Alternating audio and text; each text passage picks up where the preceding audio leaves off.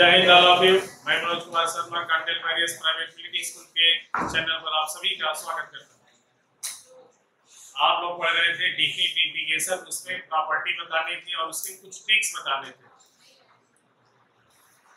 Definite integration जहां तक पढ़ाया गया था उससे जस्ट आगे ये आपको एक ट्रिक हम लिखने जा रहे हैं, इसको याद करना है। इंटीग्रल लिमिट 0 to π/2, इसको रट्टा मारना है, ये हर एग्जाम में देता है। Integral limit 0 to π/2 sin to the power mx divided by cos to the power mx plus sin to the power mx में पावर न्यूमरेटर और डिनोमिनेटर का सेम होना चाहिए और साइन क्लास में होना चाहिए। इसकी वैल्यू हमेशा π/4 होगी। ये फर्स्ट नंबर हुआ। ये कभी कभी एग्जाम में डायरेक्ट पूछा भी गया है, लिमिट 0 to π/2 कैसे हो रहा है, इसका सॉल्यूशन लास्ट में दिखाया जाए। इंटीग्रल लिमिट 0 to π/2, यहाँ पर साइन के स्थान पर cos भी हो सकता है, divided by cos to the power nx plus sin to the power nx dx is equal to, इसकी वैल्यू भी π/4 होगी। Third number integral limit 0 to π/2, ये सभी डिफिनिट इंटीग्रेशन के क्वेश्चन है। dx/1 प्लस कैट के फॉर्म में भी हो सकता है, इसकी वैल्यू भी π/4 होगा। Integral limit 0 to π/2 dx/1 plus cot to the power nx, इसकी वैल्यू भी π/4। ये जितने फॉर्म लिखे गए हैं ट्रिक्स के द्वारा, इनकी वैल्यू कुछ भी हो सकता है, ठीक है। इसे आपको याद रखना है कि इस फॉर्म में यदि क्वेश्चन दिया है उसकी वैल्यू π/4 होगा। इसे नोट करिए। नीचे हमेशा याद रखना है कि प्लस ही होना चाहिए, माइनस नहीं। माइनस होगा तो फिर हम उसको सॉल्यूशन करते हैं, तब देखते हैं कि उसकी वैल्यू क्या आती है। लेकिन लिमिट क्या होना चाहिए, 0 to π/2 ही होनी चाहिए। यदि दूसरा है तो आप इस फॉर्मेट वाले बनाएंगे तब सॉल्यूशन होगा। नेक्स्ट, इस पर एग्जांपल भी देख लीजिए। Integral limit 0 to π/2 cube roots of sin x divided by cube roots of sin x plus cube roots of cos x। देखिए ये क्वेश्चन जो है इसी फॉर्म में है। इसका पावर यदि आप करते हैं तो 1/3 पावर होगा, sin to the power 1/3। नीचे भी sin और cos दोनों का पावर 1/3 होगा। तो ये क्वेश्चन इस फॉर्म में है, इसलिए इसकी वैल्यू क्या होगी, π/4। Next example, limit 0 to π/2 sin to the power 100x, नीचे sin to the power 100 plus cos to the power 100। Power बताया गया है कि सेम होना चाहिए, ये भी वैल्यू π/4 ही होगा। Next, integral limit 0 to π/2 sin to the power 5/7, नीचे भी है sin to the power 5/7 plus cos to the power 5/7, इसकी वैल्यू भी π/4 होगा। नोट करते चलिए क्वेश्चन।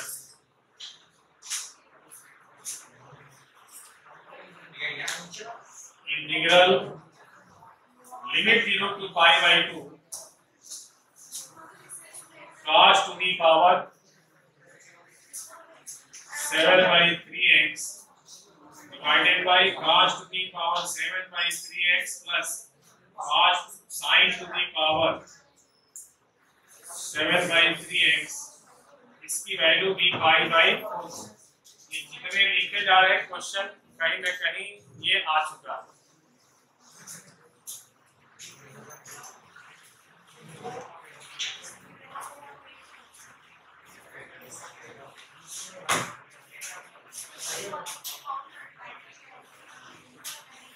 आपको याद हो गया तो ये क्वेश्चन सॉल्व नहीं करेंगे, डायरेक्ट इसका आंसर मिल जाएगा।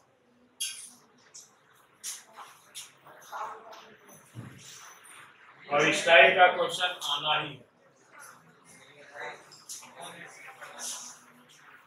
प्रॉपर्टी के बेस पर ये सॉल्यूशन होगा। एक दो और एग्जांपल दे रहे हैं, इसके बाद आप लोगों को प्रॉपर्टी समझाएगा।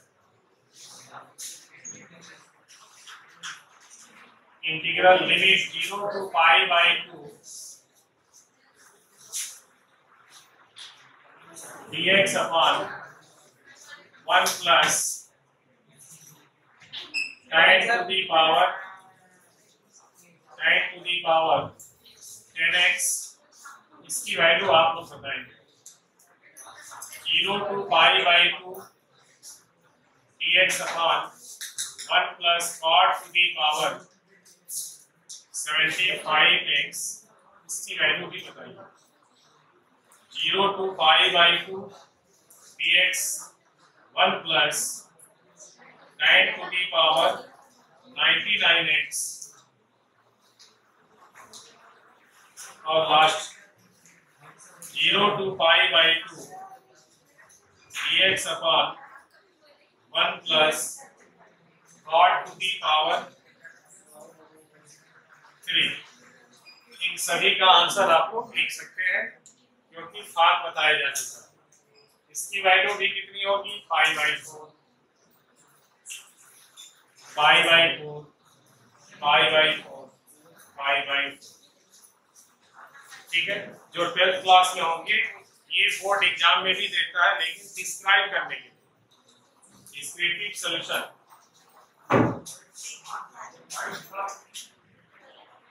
इसको नोट करिए।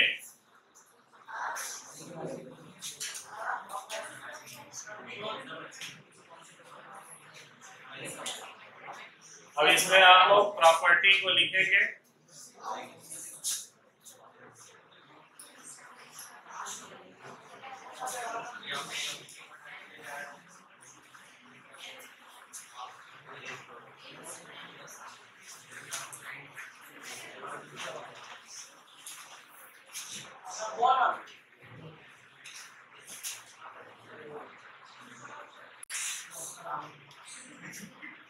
चलिए अब इसमें देखिए प्रॉपर्टी।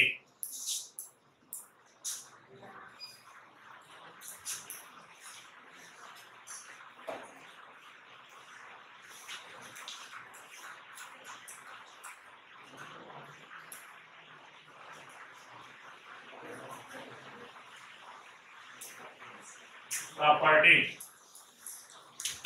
फर्स्ट प्रॉपर्टी ये है, integral limit a to b function f(x) dx। ठीक है, कहीं कहीं निगेटिव भी दे देता है या निगेटिव फंक्शन की आवश्यकता पड़ जाती है तो आप लिमिट को इंटरचेंज कर सकते हैं। ठीक है, यहाँ पर लेकिन हम लिख रहे हैं a to b function f(x) dx a to b ft dt। कभी कभी इसकी आवश्यकता पड़ती है तो आप ऐसे सॉल्व कर सकते हैं। इसको हम यहाँ पर थोड़ा सा प्रूव करना चाहते हैं क्योंकि कंफ्यूजिंग रहती है आप लोगों को। a to b f(x) dx, x को आप t सपोज कर लेंगे, x = t, और दोनों साइड का x के रिस्पेक्ट से डिफरेंशिएट कर लेंगे, d/dx x और इधर होगा d/dx t। x का x के रिस्पेक्ट से डिफरेंशिएट बता चुके हैं, 1 होता है। इसे आप लिखेंगे dt/dx, dx को ट्रांसफर करिए तो dx = dt। लिमिट भी निकालना पड़ेगा क्योंकि ये x की वैल्यू है, ये भी x की वैल्यू है। लिमिट सिर्फ ये हल्का फुल्का दिखाया जा रहा है, इसके बाद प्रूफ नहीं करेंगे। x equal to a, x की वैल्यू क्या है, a है, तो t की वैल्यू क्या होगी, क्योंकि आपने dx को और फंक्शन को t के रिस्पेक्ट में लिखा है, तो लिमिट भी t के फॉर्म में होनी चाहिए, t की वैल्यू होनी चाहिए। x इक्वल टू a यहाँ रखा जाएगा, तो t की वैल्यू भी क्या होगी, a। x equal to b, ये लोअर लिमिट है और ये अपर लिमिट है, x equal to b, so t equal to b, limit interchange नहीं हुआ। a to b function fx dx equal to a to b, और fx की value क्या है, x की वैल्यू t है, तो ये हो जाएगा 18 और dt। ये प्रॉपर्टी आपको याद रखनी है, क्योंकि क्वेश्चन जब आप सॉल्यूशन करेंगे, बहुत ऐसे क्वेश्चन होते हैं जो ट्रिक पर नहीं होते हैं, उसको एक्सप्लेन करना ही पड़ता है। तो एक्सप्लेन करने के लिए ये प्रॉपर्टी अप्लाई कहीं ना कहीं हो सकता है। चलिए, फर्स्ट प्रॉपर्टी हो गई ये, आप इसे याद करिए। Second property,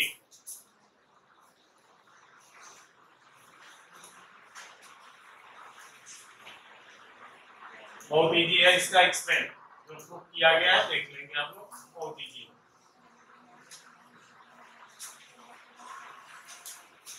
property second,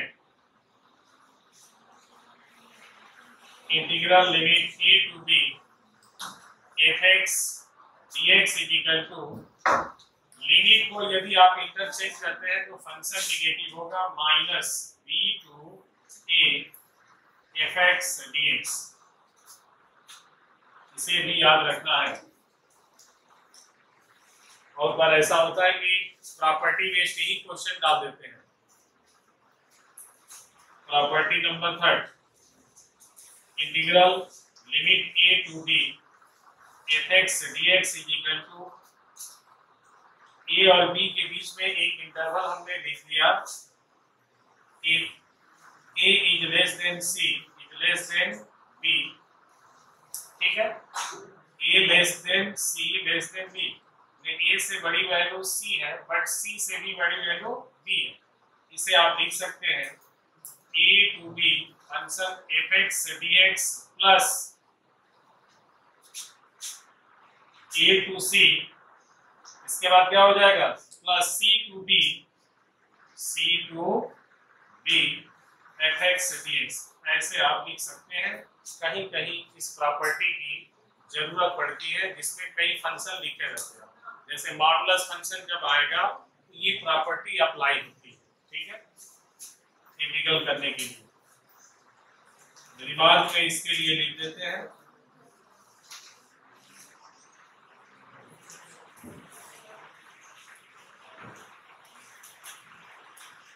remark property third के लिए, a less than c1 less than c2 less than c3 less than cn less than b, then integral limit a to b function fx dx is equal to a to c1 fx dx plus, इस type से question अभी तक नहीं दिया है, हो सकता है कि डायरेक्ट प्रॉपर्टी ही एग्जाम में पूछ दे, c1 to c2 fx dx plus c2 to c3 fx dx, last में है cn to d fx dx, इसे नोट करिए। ये a और b के बीच इंटरवल कितने हैं, c1 से लेकर के cn तक, ठीक है। एनडीए में इस तरह से क्वेश्चन कभी कभी देगा, लेकिन जेयू में इस टाइप से पूछा जा सकता है।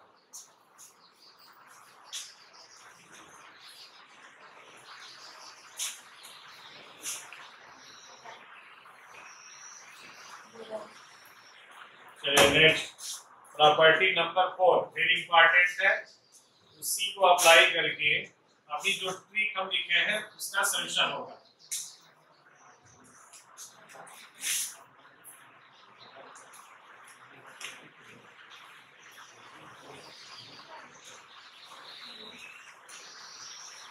प्रॉपर्टी 4, इंटीग्रल लिमिट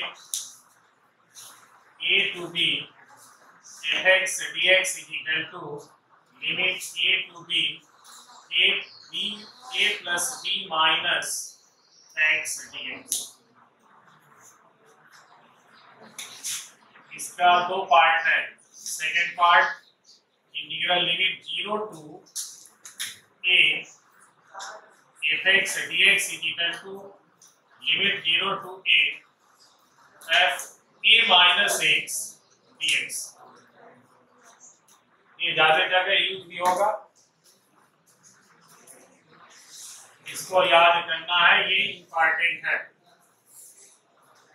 अभी जो हम लोग क्वेश्चन लिखे हैं और उसका डायरेक्ट बताया गया π/4, ये दिखा देते हैं कैसे आया है। लेट सबसे पहले एग्जांपल देखिए, 0 to π/2 लिमिट था,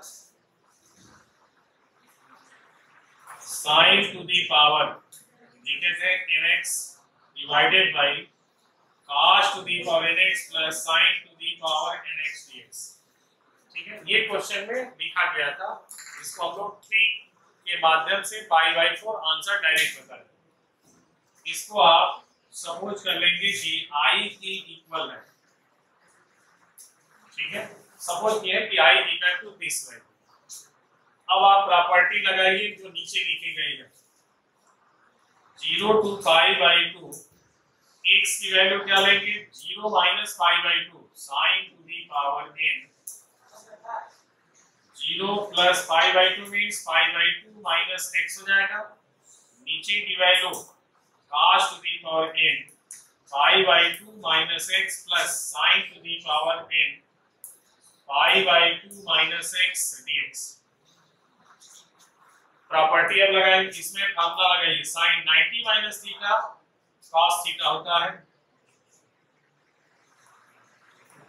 तो cos का पावर n x होगा, cos 90 minus थीटा sin हो जाएगा ये, और ये sin cos में कन्वर्ट होगा क्योंकि sin 90 minus थीटा लिखा गया, ये होगा cos to the power n x dx। ये भी i की इक्वल है। इन दोनों इक्वेशन को आप ऐड कर देंगे तो सॉल्व हो जाएगा। सिर्फ एक काम में इसीलिए बता दिया क्योंकि आप इसका एक्सप्लेन भी जानते रहिए कैसे निकाला जाना है। इक्वेशन फर्स्ट और सेकंड को ऐड करिए, on adding relation first and second दोनों को ऐड करिए, i plus i to i limit 0 to π/2 ये कॉमन हो जाएगा। दोनों देखिए, इसका भी डिनोमिनेटर और इसका भी डिनोमिनेटर सेम है, एलसीएम हो जाएगा cos to the power nx plus sin to the power nx। ठीक है, डिनोमिनेटर सेम है, न्यूमरेटर को आप ऐड कर दीजिए, sin to the power nx plus cos to the power nx, ये दोनों सेम है, कैंसिल हो जाएगा, 1 आएगा, और 1 का इंटीग्रल आप पढ़ चुके हैं कि क्या होता है। x के रिस्पेक्ट से 1 का इंटीग्रेशन x होगा, लिमिट 0 टू π/2, अपर वैल्यू रखिए π/2, फिर 0 रखेंगे तो लोअर वैल्यू होगा, π/2 आ रहा है 2i, i इक्वल टू π/2 को ट्रांसफर करिए तो π/4, और i क्या है ये। ठीक है, तो ये प्रूफ हो गया। इस तरीके से आप लोग सॉल्व कर सकते हैं जितने भी क्वेश्चन अभी बताए गए हैं। ठीक है, लेकिन डायरेक्ट याद रखिए उसे, क्योंकि कंपटीशन में डायरेक्ट की आपको जरूरत है, और एक्सप्लेन करना है, जब आप 12th में पढ़ रहे हैं तो एक्सप्लेन भी आप कर सकते हैं। ठीक है। एग्जाम में आता है तो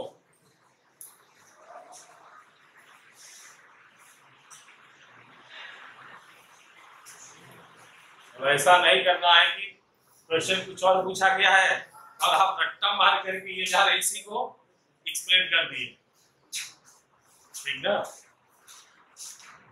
अब एक कहानी हमको याद आ रही है, लेकिन अभी खाने युग के नहीं है आप, ठीक ना।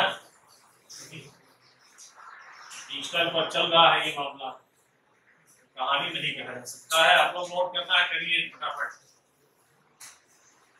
चलिए इसके बाद आगे बढ़ा जाए। नेक्स्ट, जितने भी फार्मूले बताए गए सभी को याद करना है, ठीक ना। याद नहीं होगा तब तो दिक्कत है।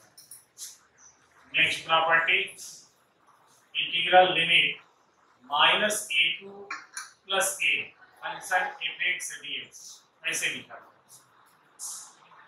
ठीक है। इसे आप लिख सकते हैं। अब इसके दो फॉर्म बनेंगे। देखिए लिमिट सेम है लेकिन नीचे निगेटिव है और ऊपर पॉजिटिव दिया गया है, ठीक है। नीचे निगेटिव ऊपर पॉजिटिव है। आप इसे चेक करिए कि फंक्शन ऑड है या इवन। ऑड और इवन फंक्शन पहचान करने के लिए ध्यान दीजिए आप लोग, फंक्शन इवन है कि ऑड है यह देखने के लिए x -x को आपको रखना पड़ेगा। यदि -x आप रखते हैं फंक्शन में और वो वैल्यू पॉजिटिव दे रहा है तो इवन फंक्शन होगा, और यदि निगेटिव आ रहा है तो ऑड फंक्शन हो जाएगा। जैसे sin x ऑड फंक्शन है क्योंकि x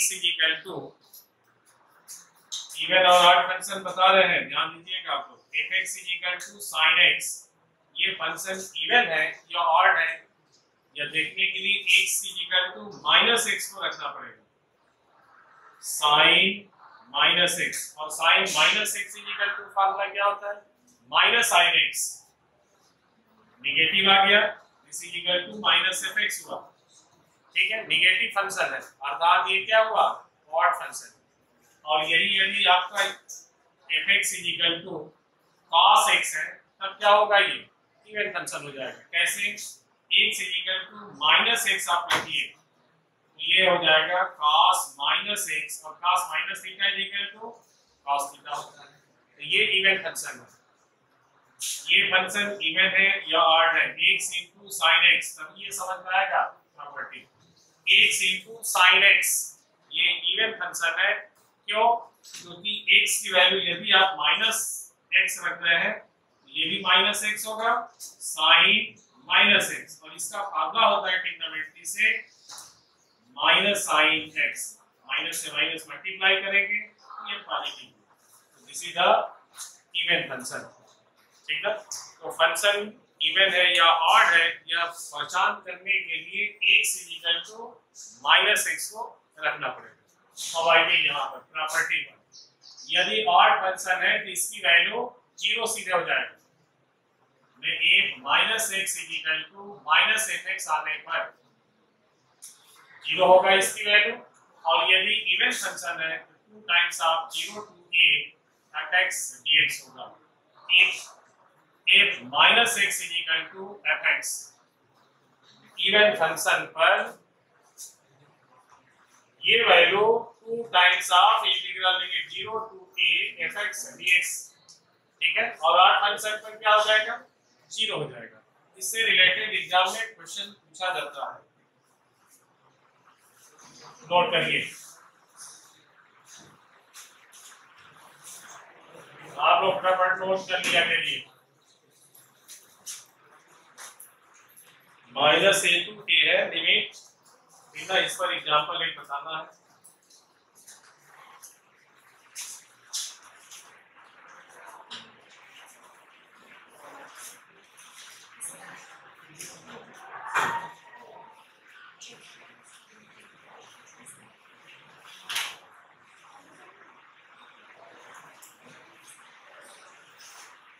हो गया? इस पर एग्जांपल देखिए। 0 to -a pi to pi sine x dx, इसकी वैल्यू क्या होगी? इसकी वैल्यू क्या होगी? Minus pi to pi cos x dx। ये प्रॉपर्टी बेस्ड क्वेश्चन अभी लिखा गया है।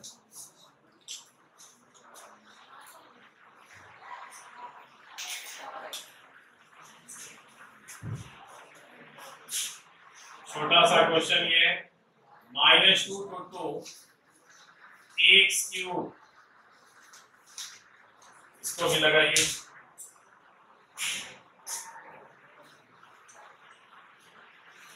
ये सभी क्वेश्चन आप लोग के लिए है। Minus 323 x to the power 4 dx, limit minus pi to pi x sin x dx। ये सभी क्वेश्चन आप लोग लगाए, सिर्फ एक इसमें से दिखा दे रहे। अब आप सपोज करिए ये क्वेश्चन आ गया एग्जाम में, इंटीग्रल लिमिट क्या है? Minus pi to pi sine x d x, sine x f x is equal to, यही आपको चेक करना होगा। फंक्शन क्या दिया है? Sine x, f minus x is equal to sine minus x is equal to minus sine x. Negative आ रहा है, इसलिए इसकी वैल्यू क्या हो जाएगी? 0। सिर्फ ये चेक करना है आपको कि फंक्शन इवन है या ऑड।